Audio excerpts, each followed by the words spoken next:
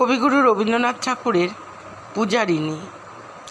নৃপতিবিম্বিসার নমিয়া বুদ্ধে মাগিয়া লইলা পাদনখকণা তার। স্থাপিয়া নিভৃত প্রাসাদ কাননে তাহার উপর রচিলা যতনে অতি অপরূপ শিলাময় স্তূপ শিল্প শোভার সার। সন্ধ্যাবেলায় শুচিবাস পরি রাজবধূ রাজবালা আসিতেন ফুল সাজায় ডালায় স্তূপপদমূলে সোনার থালায় আপনার হাতে দিতেন জ্বালায় কনক প্রদীপমালা। অজাতশত্রু রাজা হলো যবে পিতার আসনে বসে পিতার ধর্ম শোনিতের স্রোতে মুছিয়া ফেলিল রাজপুরী হতে সপিল যজ্ঞ অনল আলোতে বৌদ্ধ শাস্ত্র রাশি। কহিলা ডাকিয়া অজাতশত্রু রাজপুর নারী সবে বেদ ব্রাহ্মণ রাজা ছাড়া আর কিছু নাই ভাবে পূজা করিবার। এই কটি কথা যেন মনে সার, নহিলে বিপদ হবে।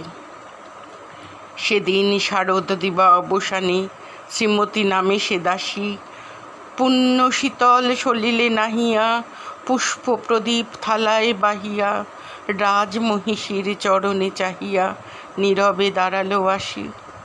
শিহরি সভয়ে মহিষী কহিলা, এ কথা নাহি কি মনি?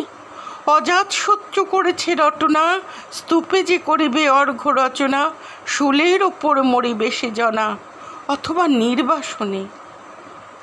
সেতা হতে ফিরি গেল চলি ধীরে বধূ অমিতার ঘরে। সমুখে রাখিয়া স্বর্ণ মুকুর বাঁধিতেছিল সে দীর্ঘ চিকুর, আঁকিতেছিল সে যত্নে সিঁদুর সীমন্ত সীমা পরে।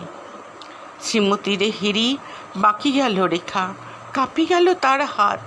কহিল, অবোধ, কি সাহস বলে এনেছিস পূজা? এখনই যা চলে, কি কথা দেখিবে ঘটিবে তাহলে বিষম বিপদপাত।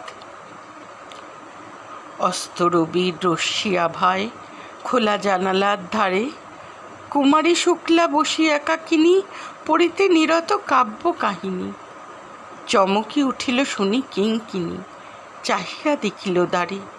শ্রীমতীর হিরি পুঁথি রাখি ভূমে দ্রুত পদে গেল কাছে। কহে সাবধানে তার কানে কানে, রাজার আদেশ আজি কে না জানে। এমন করে কি মরণের পানে ছুটিয়া চলিতে আছে? দ্বার হতে দ্বারে ফিরিল শ্রীমতী লইয়া অর্ঘ্য থালি। হে পুরবাসিনী সবে ডাকি কয়, হয়েছে প্রভুর পূজার সময়। শুনি ঘরে ঘরে কেহ পায় ভয়, কেহ দেয় তারে গালি।